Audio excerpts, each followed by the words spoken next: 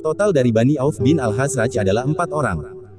Dari Bani Salim bin Ghanem bin Auf bin Al-Khazraj yang tidak lain adalah Bani Al-Hubla. Ibnu Hisham berkata, Al-Hubla adalah Salim bin Ghanem bin Auf. La dinamakan Al-Hubla, karena perutnya besar, adalah sebagai berikut. 1. Rifa'ah bin Amr bin Zaid bin Amr bin Salabah bin Malik bin Salim bin Ghanem.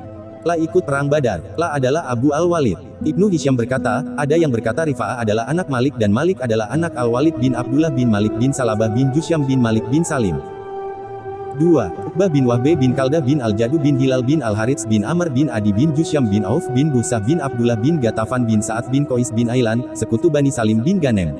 La ikut perang Badar. La termasuk orang yang pergi kepada Rasulullah Shallallahu Alaihi Wasallam di Makkah. La orang muhajir sekaligus ansar. Ibnu Hisham berkata, total dari Bani Salim bin Ghanem berjumlah 2 orang. Dari Bani Saidah bin Ka'ab bin Al-Khazraj adalah sebagai berikut. 1. Sa'ad bin Ubadah bin Dulaim bin Haritsah bin Abu Huzaimah bin Salabah bin Tarif bin Al-Khazraj bin Saidah. La termasuk Nakib. 2. Al-Munzir bin Amr bin Hunais bin Haritsah bin Lauzan bin Abduwait bin Zaid bin Salabah bin Jusyam bin Al-Khazraj bin Saidah. La termasuk Nakib. La ikut perang Badar dan perang Uhud. La gugur sebagai syahid pada perang Biru Maunah dalam status sebagai panglima perang bagi Rasulullah Shallallahu Alaihi Wasallam. Tentang Al-Munzir bin Amr dikatakan, la berjalan cepat untuk mati. Total dari Bani Saidah adalah 2 orang. Ibnu Ishaq berkata, jadi total orang-orang yang hadir dalam Bayat Al-Aqobah kedua dari Al-Aus dan Al-Khazraj adalah 73 orang laki-laki dan 2 orang perempuan. Para ulama berkata bahwa kedua wanita tersebut ikut membayat Rasulullah Shallallahu Alaihi Wasallam. Beliau tidak menjabat tangan wanita dalam bayat. Beliau hanya mengambil bait dari mereka. Jika wanita-wanita telah menyatakan bayat, beliau bersabda, pergilah, karena aku telah membayat kalian. Dari Bani Mazin bin An-Najjar adalah Nasibah binti Ka'ab bin Amr bin Auf bin Mabzul bin Amr bin Ghanem bin Mazin. Dialah Ummu Imarah. La ikut perang bersama Rasulullah Shallallahu Alaihi Wasallam ditemani saudara perempuannya, suaminya yang bernama Zaid bin Ashim bin Ka'ab, kedua anaknya yaitu Habib bin Zaid dan Abdullah bin Zaid. Anaknya, Habib ditangkap si pendusta Musailamah al-Hanafi. Musailamah al-Hanafi bertanya kepada Habib, apakah engkau bersaksi bahwa Muhammad utusan Allah? Habib bin Zaid menjawab, ya, betul. Musailamah si pendusta bertanya, apakah engkau juga bersaksi bahwa aku utusan Allah? Habib menjawab, aku tidak mendengar. Setelah itu, Musailamah si pendusta memotong-motong tubuh Habib bin Zaid hingga ia meninggal dunia karenanya. Jika nama Rasulullah Shallallahu Alaihi Wasallam disebutkan pada Habib bin Zaid, ia beriman kepada beliau dan mengucapkan sholawat untuk beliau. Jika nama Musailamah si pendusta disebutkan padanya, ia berkata, aku tidak mendengar. Kemudian Ummu Imarah berangkat bersama kaum muslimin menuju Yamamah. Ia terjun langsung ke medan perang hingga akhirnya Allah menewaskan Musailamah. Ia pulang dari Yamamah membawa 12 luka akibat tikaman dan tebasan senjata. Ibnu Ishaq berkata bahwa hadits tentang Ummu Imarah ini diceritakan kepadaku oleh Muhammad bin Yahya bin Hibban dari Abdullah bin Abdurrahman bin Abu Sosa'ah. Ibnu Ishaq berkata, dari Bani Salimah adalah Ummu Mani. Nama lengkapnya Asma, binti Amr bin Adi bin Nabi bin Amr bin Sawat bin Ghanem bin Ka'ab bin Salimah. Bab 89. Turunnya perintah perang kepada Rasulullah Shallallahu Alaihi Wasallam. Muhammad bin Abdul Malik bin Hisham berkata bahwa Ziyad bin Abdullah al-Bakai berkata kepadaku dari Muhammad bin Ishaq al-Muttalibi yang berkata, sebelum terjadinya Bayat Al-Aqobah, Rasulullah Shallallahu Alaihi Wasallam tidak diizinkan berperang dan darah tidak dihalalkan bagi beliau. Beliau hanya diperintahkan berdakwah kepada jalan Allah, bersabar terhadap semua gangguan dan memaafkan orang bodoh. Ketika itu, orang-orang Quraisy menyiksa kaum muhajirin yang mengikuti beliau hingga mengeluarkan mereka dari agama mereka dan mengusir mereka dari negeri mereka.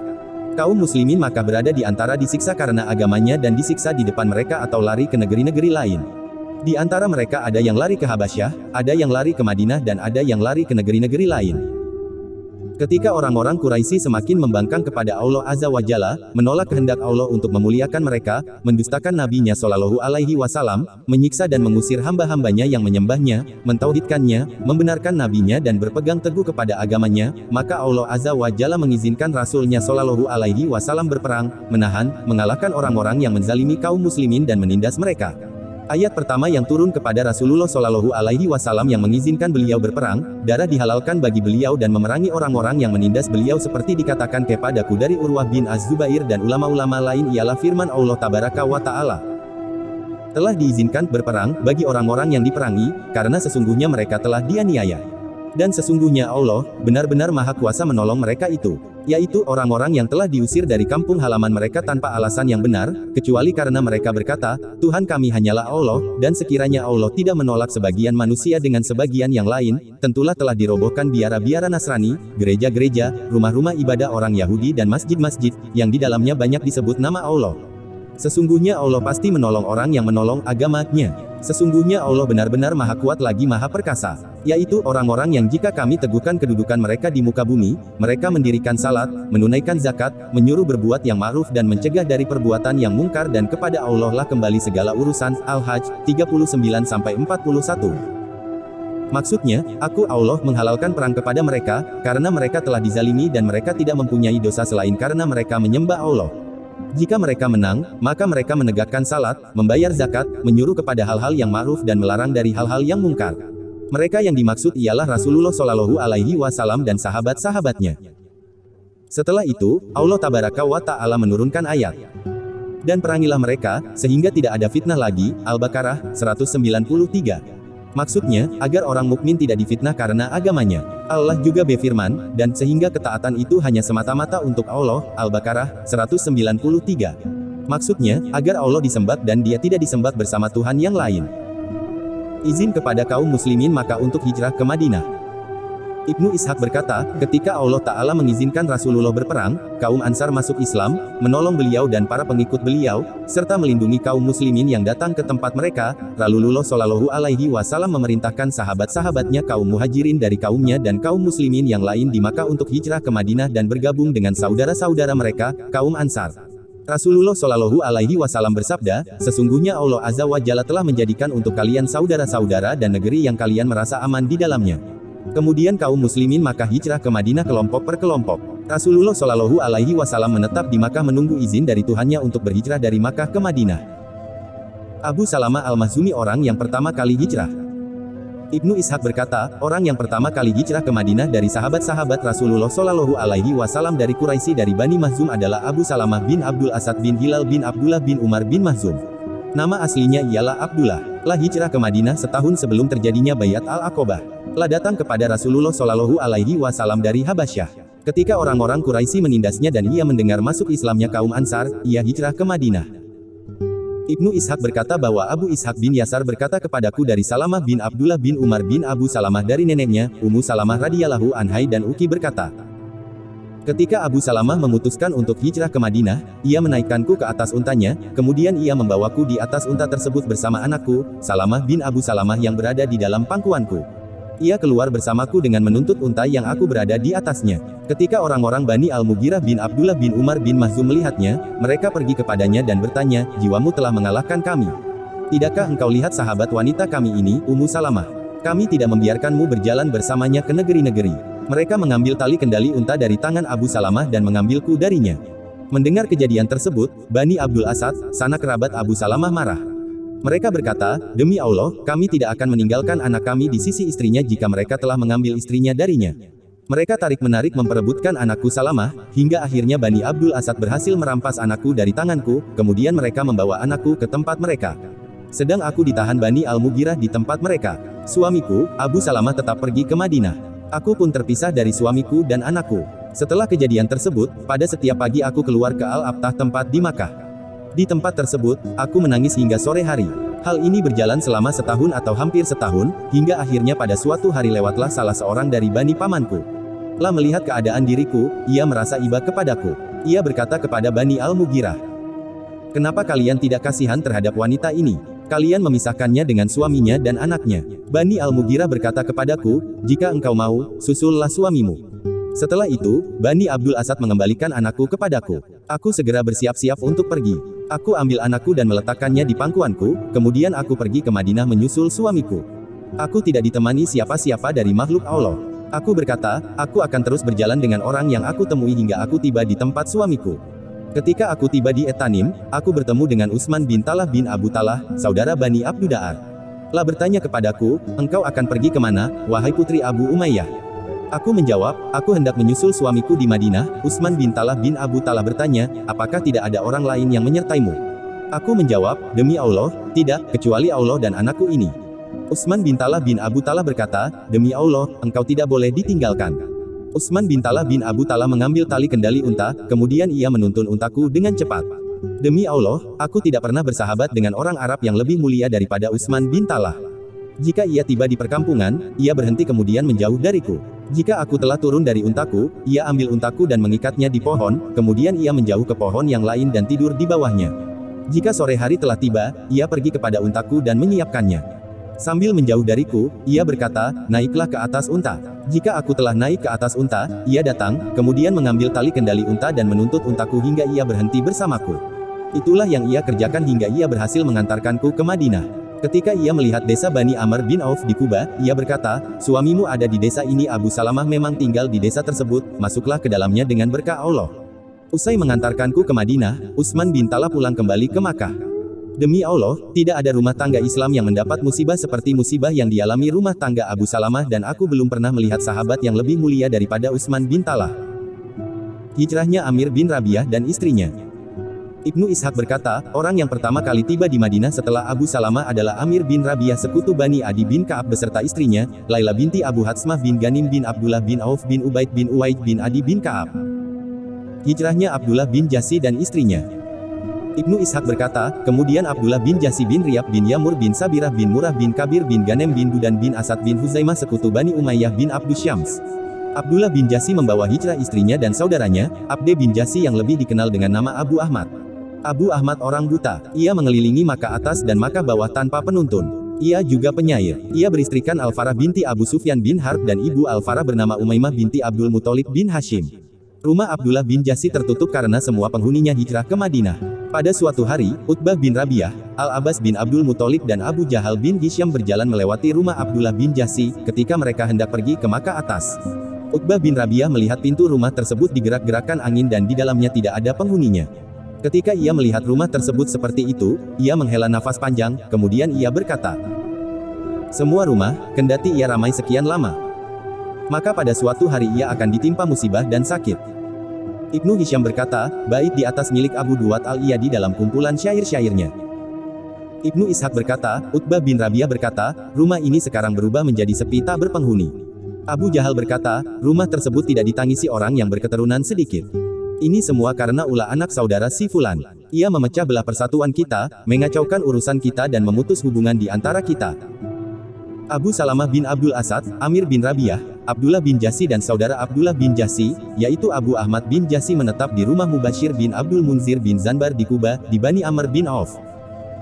Setelah itu, kaum muhajirin datang ke Madinah secara berkelompok-kelompok. Mereka adalah Bani Dudan yang telah masuk Islam. Mereka semua, laki-laki dan wanita hijrah ke Madinah kepada Rasulullah Shallallahu Alaihi Wasallam. Mereka adalah Abdullah bin Jasi, saudara Abdullah bin Jasi yang bernama Abu Ahmad bin Jasi, Ukasyah bin Misan, Syuja bin Wahbe, Uqbah bin Wahbe, Arbat bin Humair. Ibnu Hisham berkata, ada yang mengatakan Ibnu Humair, Munshis bin Nubatah, Said bin Rukaisi, Mahraj bin Natlah, Yazid bin Rukaisi, Qais bin Habir, Amr bin Misan, Malik bin Amr, Safwan bin Amr, Sakaf bin Amr, Rabi'ah bin Aksyam, Az-Zubair bin Ubaidah, Tamam bin Ubaidah, Sakbarah bin Ubaidah dan Muhammad bin Abdullah bin Jasi.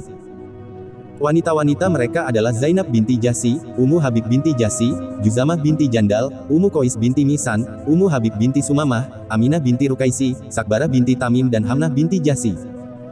Abu Ahmad bin Jasi bin Riyab berkata mengingatkan hijrah kaumnya, Bani Asad bin Huzaimah kepada Allah Ta'ala dan Rasulnya, serta kesiapan mereka untuk hijrah ketika mereka diserukan untuk hijrah. Jika Ummu Ahmad bersumpah di antara Safa dan Marwah, lah memenuhi sumpahnya. Sungguh, kami orang-orang hebat, karena kami tinggal di Makkah. Kami selalu berada di Makkah, hingga orang gemuk Makkah berubah menjadi kurus di Makkah. Ghanem bin Dudan membuat kemah dan membangun rumah ketika penduduk Makkah kurang berpikir. Ghanem pergi kepada Allah, B22 dan sendirian. Agama Rasulullah yang benar adalah agamanya. Abu Ahmad bin Jasi juga berkata, ketika Ummu Ahmad melihatku hendak berangkat, dengan perlindungan zat yang aku takuti di alam gaib lah berkata, jika engkau tetap haus berangkat, maka bawa kami negeri-negeri. Aku katakan padanya, Yasrib pada hari ini adalah tujuan kita. Dan apa saja yang dikehendaki Ar-Rahman, seorang hamba tinggal menjalaninya.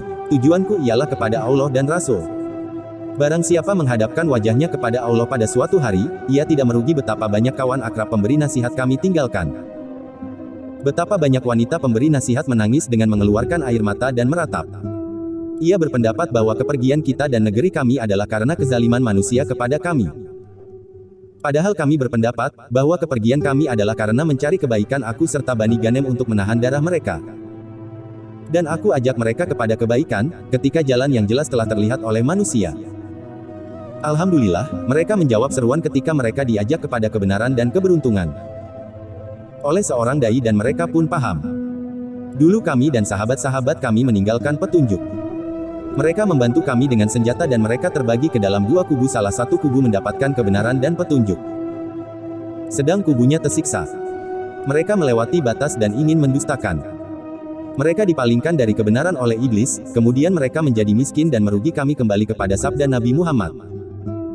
Hasilnya, penguasa-penguasa kebenaran di antara kami pun menjadi baik kami hubungkan kekerabatan yang dekat dengan mereka. Tidak ada kedekatan dengan sanak kerabat, sebab sanak kerabat tersebut tidak didekatkan. Setelah kepergian kami, adakah anak saudara wanita yang bias memberi jaminan keamanan kepada kalian? Setelah kerabatku, adakah kerabat yang bisa ditunggu? Engkau akan tahu, mana di antara kita yang paling benar. Ketika mereka saling menghilangkan dan kebenaran dihilangkan dari manusia. Hijrahnya Umar bin Khattab, Ayasi bin Abu Rabiah dan Hisyam bin Aish.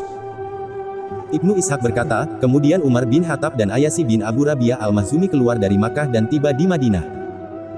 Nafi, mantan budak Abdullah bin Umar berkata kepadaku dari Abdullah bin Umar dari ayahnya, Umar bin Khattab yang berkata, ketika kami ingin hijrah ke Madinah, aku, Ayasi bin Abu Rabiah dan Hisyam bin Al-Ash bin Wail As-Sahmi sepakat bertemu di Tanaduk, anak sungai di atas Sarif.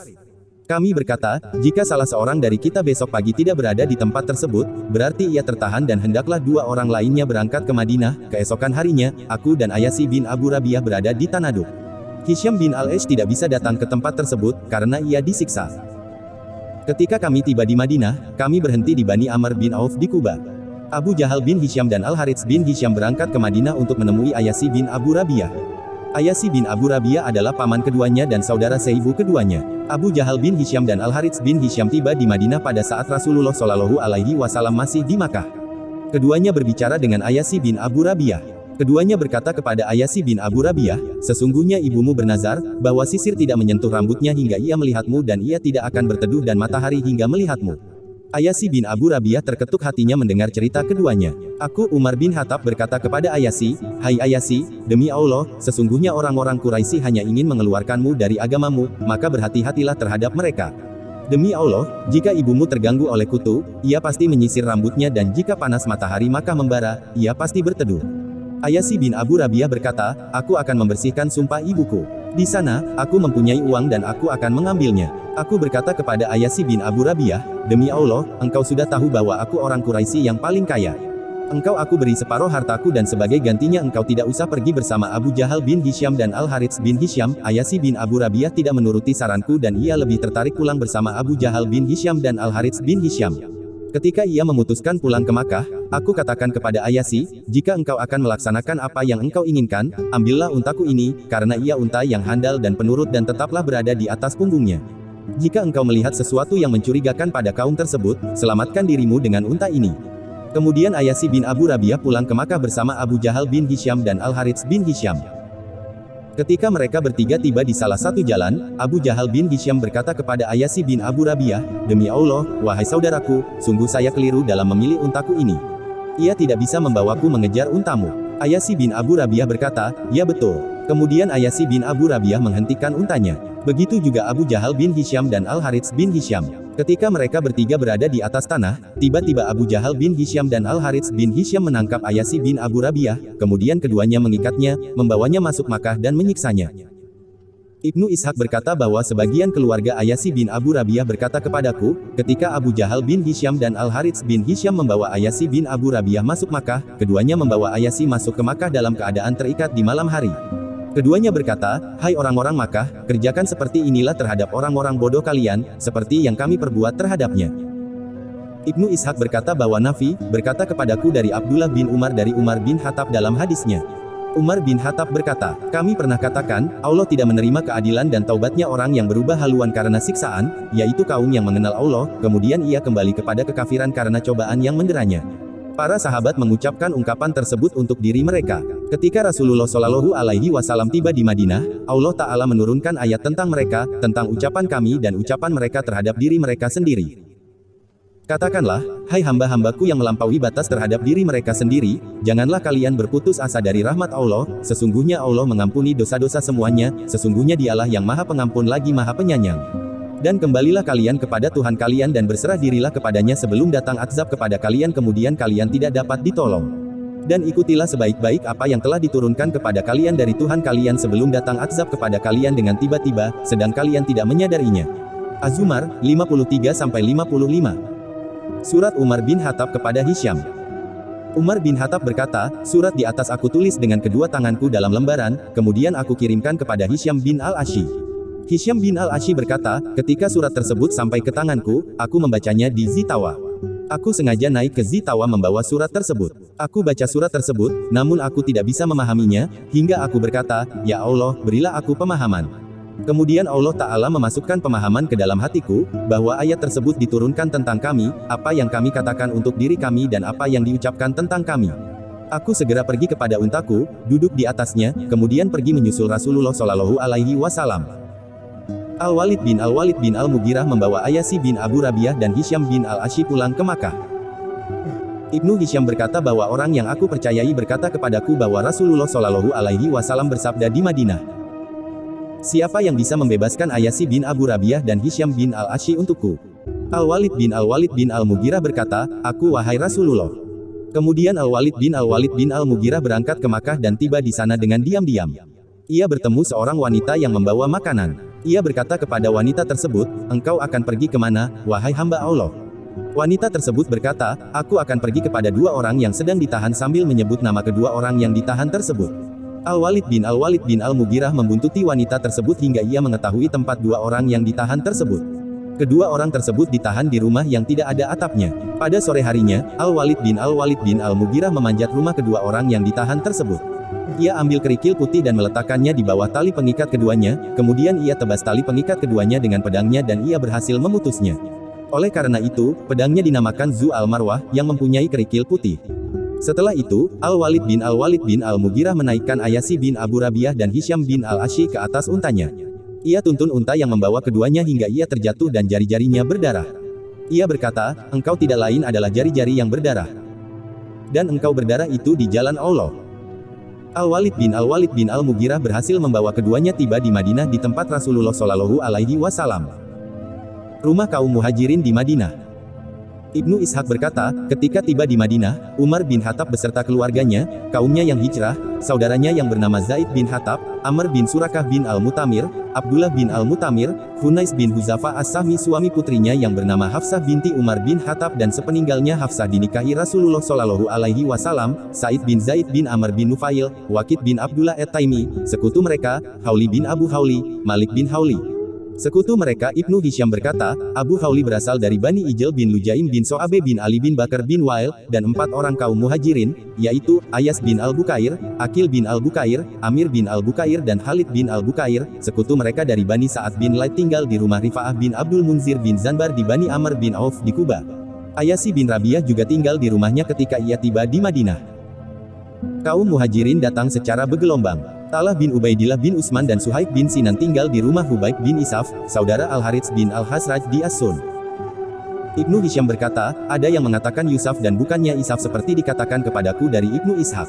Ada yang mengatakan, Talha bin Ubaidillah tinggal di rumah Asad bin Zurarah, saudara Bani An-Najjar. Hijrahnya Suhaib. Ibnu Hisyam berkata bahwa dikatakan kepadaku dari Abu Utsman An-Nahdi bahwa ia berkata, ketika Suhaib hendak hijrah, orang-orang Quraisy berkata kepadanya, engkau datang ke tempat kami dalam keadaan miskin dan hina, kemudian engkau kaya di tempat kami dan engkau menjadi terhormat. Apakah setelah itu engkau akan pergi dengan membawa kekayaanmu dan dirimu? Demi Allah, ini tidak boleh terjadi. Suhaib berkata kepada mereka, apakah kalian tidak mengganggu perjalananku jika kekayaanku aku serahkan kepada kalian? Mereka menjawab, ya, Suhaib berkata, sesungguhnya semua kekayaanku aku berikan kepada kalian. Hal ini didengar Rasulullah Shallallahu Alaihi Wasallam, kemudian beliau bersabda, Suhaib telah beruntung. Suhaib telah beruntung. Ibnu Ishaq berkata, Hamzah bin Abdul Muthalib, Zaid bin Haritsah, Abu Martsad Kanas bin Hisham. Ibnu Hisham berkata, Abu Martsad Kanas adalah anak Husain, anak Kanas bin Hisham yang bernama Martsad al-Ganawiyan, sekutu Hamzah bin Abdul Muthalib, Anasah dan Abu Kabsyah, keduanya mantan budak Rasulullah Shallallahu Alaihi Wasallam, menetap di rumah Kulsum bin Hidam, saudara Bani Amr bin Auf di Kuba. Ada yang mengatakan mereka berhenti di rumah Sa'ad bin Haitsamah. Ada lagi yang mengatakan Hamzah bin Abdul Muthalib menetap di rumah Asad bin Zurarah, saudara Bani An-Najjar. Semua pendapat tersebut ada yang mengatakannya. Ubaid bin Al-Harits bin Al-Muthalib, At-Tufail bin Al-Harits, Al-Husain bin Al-Harits, keduanya saudara Ubaid, Mistah bin Utsatsah bin Ibad bin Al-Muthalib, Suwaibit bin Sa'ad bin Harmalah saudara Bani Abduda'ar, Tulaib bin Umair saudara Bani Abde bin Kusyai, dan Habab mantan budak Utbah bin Ghazwan menetap di rumah Abdullah bin Salimah saudara Balachlan di Kuba. Abdurrahman bin Auf bersama sejumlah kaum muhajirin menetap di rumah Sa'ad bin Ar-Rabi, saudara Bani Al-Harits bin Al-Hazraj di pemukiman Al-Harits bin Al-Hazraj. Az-Zubair bin Al-Awam dan Abu Sabrah bin Abu Ruham bin Abdul Uzza menetap di rumah Munzir bin Muhammad bin Uqbah bin Uhayhah bin Al-Julaj di Al-Usbah di perkampungan Bani Jahjabi.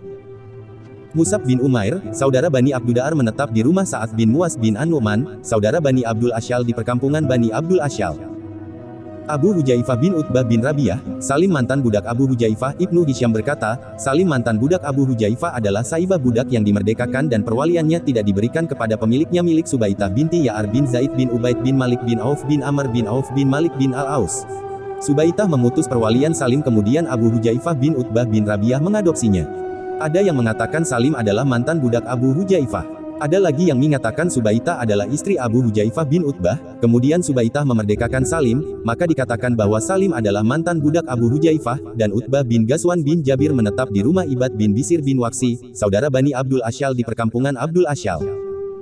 Utsman bin Affan tinggal di rumah Aus bin Sabit bin Al-Munzir, saudara Hasan bin Sabit di perumahan Bani An-Najjar. Oleh karena itu, Hasan bin Sabit amat mencintai Utsman bin Affan dan menangisinya ketika ia meninggal dunia. Ada yang mengatakan para bujangan kaum muhajirin tinggal di rumah Sa'ad bin Haitsamah. Oh. Bab 90. Hijrahnya Rasulullah Shallallahu Alaihi Wasallam. Ibnu Ishaq berkata, setelah para sahabat hijrah ke Madinah, Rasulullah Shallallahu Alaihi Wasallam tetap di Makkah menunggu diizinkan untuk hijrah. Semua kaum muhajirin hijrah ke Madinah, kecuali sahabat yang ditahan atau orang yang disiksa, terkecuali Ali bin Abu Talib dan Abu Bakar bin Abu Quhafah. Abu Bakar sudah seringkali meminta izin kepada Rasulullah Shallallahu Alaihi Wasallam untuk hijrah ke Madinah, namun beliau bersabda kepadanya, engkau jangan terburu-buru, mudah-mudahan Allah memberimu teman untuk hijrah. Abu Bakar berharap kiranya ia bisa menemani hijrahnya Rasulullah Shallallahu Alaihi Wasallam. Perihal Da'ar An-Natwah.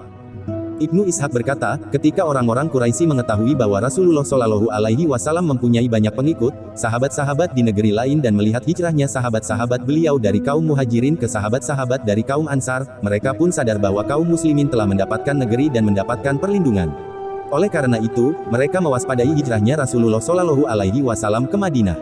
Mereka juga sadar bahwa kaum muslimin telah bersatu padu untuk memerangi mereka. Karena itulah, mereka segera menggelar rapat di Da'ar An-Natwah membahas Rasulullah Shallallahu Alaihi Wasallam. Tadinya Da'ar An-Natwah rumah milik Qusay bin Kilab. Orang-orang Quraisy tidak memutuskan satu perkara, melainkan mereka bermusyawarah di dalamnya. Di Da'ar An-Natwah itu pula, mereka mengadakan rapat membahas Rasulullah Shallallahu Alaihi Wasallam, karena mereka takut kepada beliau. Kehadiran iblis di Da'ar An-Natwah bersama kaum musyrikin. Ibnu Ishaq berkata bahwa salah seorang dari sahabatku yang tidak aku ragukan kejujurannya berkata kepadaku dari Abdullah bin Abu Najih, dari Mujahid bin Jabr Abu Al-Hujaj, dan dari orang lain yang tidak aku curigai kejujurannya dari Abdullah bin Abbas radhiyallahu anhuma, yang berkata, ketika orang-orang Quraisy telah sepakat mengadakan rapat dan berjanji memasuki Da'ar An-Natwah untuk berembuk mengenai Rasulullah Shallallahu Alaihi Wasallam, maka pada hari hanya mereka berangkat ke Da'ar An-Natwah. Hari tersebut dinamakan Hari Az-Zahmah. Pada hari tersebut, mereka berpapasan dengan iblis, semoga Allah mengutuknya, yang menjelma menjadi orang tua yang berwibawa dan mengenakan pakaian tebal, kemudian ia berdiri di pintu Da'ar An-Natwah. Ketika orang-orang Quraisy melihatnya, mereka bertanya kepadanya, Bapak berasal dari mana? Iblis menjawab, aku warga Najd yang mendengar bahwa kalian berjanji rapat untuk membahas Muhammad. Aku ingin hadir bersama kalian dan mendengar apa yang kalian katakan. Mudah-mudahan kalian mendapatkan pendapat dan nasihat dariku. Orang-orang Quraisy berkata, baik, masuklah. Iblis pun masuk bersama mereka. Jumlah tokoh-tokoh Quraisy yang hadir di Da'ar An-Natwah. Abdullah bin Abbas berkata, tokoh-tokoh Quraisy dari Bani Abdus Syams yang hadir di Da'ar An-Natwah adalah Utbah bin Rabiah, Syaibah bin Rabiah, dan Abu Sufyan bin Harb. Dari Bani Naufal bin Abdu Manaf adalah sebagai berikut. 1. Uwaimah bin Adi. 2. Jubair bin Mutim. 3. Al-Harts bin Amir bin Naufal. Dari Bani Abduda'ar bin Qushay hanya satu orang, yaitu An-Nadir bin Al-Harts bin Kaladah. Dari Bani Asad bin Abdul Uzza adalah sebagai berikut. 1. Abu Al-Bahtari bin Hisham. 2. Zamah bin Al-Aswad bin Al-Muttalib. 3. Hakim bin Hizam. Dari Bani Makhzum hanya satu orang, yaitu Abu Jahal bin Hisham. Dari Bani Saham adalah sebagai berikut. 1. Mubai bin Al-Hajjaj. 2. Munabih bin Al-Hajjaj. Dari Bani Jumah ialah Umayyah bin Halaf, orang-orang yang bersama mereka dan orang-orang non-Quraisy yang tidak bisa dihitung. Sebagian dari mereka berkata kepada sebagian yang lain, sesungguhnya persoalan orang ini, Rasulullah Shallallahu Alaihi Wasallam adalah seperti yang kalian lihat. Demi Allah, kita tidak merasa aman jika para pengikutnya yang berasal dari selain kita menyerang kita. Oleh karena itu, buatlah kesepakatan tentang dia. Mereka bermusyawarah. Salah seorang dari mereka berkata, tahan dia di penjara dan kuncilah pintunya. Kemudian tunggulah apa yang akan terjadi pada para penyair sebelumnya, seperti Zuhair dan An-Nabigah dan orang-orang yang mati sebelumnya hingga ia mengalami seperti apa yang mereka alami. Iblis dalam bentuk orang tua dari Najd berkata, demi Allah, ini bukan pendapat yang paling tepat untuk kalian. Demi Allah, jika kalian memenjarakannya seperti yang kalian usulkan, perintahnya pasti keluar dari belakang pintu yang kalian tutup kepada sahabat-sahabatnya, kemudian mereka menyerang kalian dan mengambil dia dari tangan kalian, kemudian jumlah mereka semakin banyak dengannya, kemudian mereka mengalahkan kalian. Ini bukan pendapat yang tepat. Carilah pendapat yang lain. Mereka bermusyawarah lagi. Salah seorang dari mereka berkata, kita usir dia dari negeri kita dan kita asingkan ke negeri lain. Demi Allah, jika dia telah diusir dari kita, maka kita tidak terlalu pusing dia akan pergi kemana dan akan singgah di mana. Dengan begitu, kita tidak terganggu olehnya, kemudian kita perbaiki persoalan kita dan kita menjadi bersatu seperti sebelumnya. Iblis dalam bentuk orang tua dari Najd berkata, demi Allah, ini juga bukan pendapat kalian yang tepat. Tidakkah kalian lihat tutur katanya yang bagus, gaya bicaranya yang manis dan daya pikatnya terhadap hati? Demi Allah, jika kalian mengerjakan usulan kalian ini, kalian tidak pernah bisa merasa aman jika dia menempati salah satu perkampungan Arab, kemudian ia mengalahkan mereka dengan ucapannya dan tutur katanya hingga mereka mengikutinya, kemudian dia bersama mereka berangkat ke tempat kalian, kemudian mereka menginjak negeri kalian dan mengambil kepemimpinan dari tangan kalian. Setelah itu, mereka berbuat apa saja terhadap kalian. Carilah pendapat yang lain. Abu Jahal berkata, demi Allah, sesungguhnya aku mempunyai usulan yang belum kalian lontarkan. Mereka berkata, usulan seperti apa, wahai Abu Al-Hakam? Abu Jahal berkata, aku berpendapat bagaimana kalau kita ambil dari setiap kabilah seorang pemuda yang tangguh, berasal dari keluarga bangsawan dan orang yang paling baik nasabnya di antara kita, kemudian setiap orang dari mereka kita beri pedang tajam, kemudian mereka semua pergi kepada dia, kemudian menebasnya seperti tebasan satu orang hingga dia tewas. Kemudian kita merasa tenang setelah kematiannya. Jika para pemuda tersebut melakukan hal ini, darah Muhammad akan tercecer di banyak kabilah dan Bani Abdu Manaf tidak mampu memerangi semua kaumnya. Jika mereka meminta uang ganti rugi, diat mereka kita beri uang ganti rugi. Iblis dalam bentuk orang tua Najd berkata, usulan yang tepat adalah usulan orang ini. Inilah pendapat yang paling tepat. Setelah itu orang-orang Quraisy bubar dan menyepakati usulan Abu Jahal. Rasulullah Shallallahu Alaihi Wasallam menyuruh Ali bin Abu Thalib radhiyallahu anhu tidur di ranjang beliau.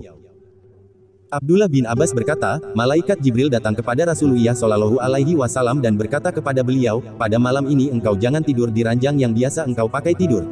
Pada pertengahan malam, para pemuda pilihan Quraisy berkumpul di pintu rumah Rasulullah Shallallahu Alaihi Wasallam untuk mengintip kapan beliau tidur. Jika beliau telah tidur, mereka akan menyerang beliau dengan tiba-tiba. Ketika Rasulullah Shallallahu Alaihi Wasallam mengetahui tempat mereka, beliau berkata kepada Ali bin Abu Thalib, tidurlah di ranjangku dan kenakan selimutku dari Al-Hadrami yang berwarna hijau ini, karena sesungguhnya tindakan mereka yang engkau benci tidak akan menimpamu. Biasanya Rasulullah Shallallahu Alaihi Wasallam mengenakan selimut tersebut jika beliau tidur. Ibnu Ishaq berkata bahwa Yazid bin Ziyad berkata kepadaku dari Muhammad bin Ka'ab Al-Qurazi yang berkata, ketika para pemuda Quraisy berkumpul di depan pintu rumah Rasulullah Shallallahu Alaihi Wasallam, mereka ditemani Abu Jahal. Abu Jahal berkata kepada mereka, sesungguhnya Muhammad menduga bahwa jika kalian mengikutinya, kalian akan menjadi pemimpin bagi orang-orang Arab dan orang-orang non-Arab, kalian dibangkitkan setelah kematian kalian dan kalian diberi surga seperti Taman Yordania. Jika kalian tidak mengikutinya, kalian akan disembelih, kalian dibangkitkan setelah kematian kalian, kalian diberi neraka dan dibakar olehnya.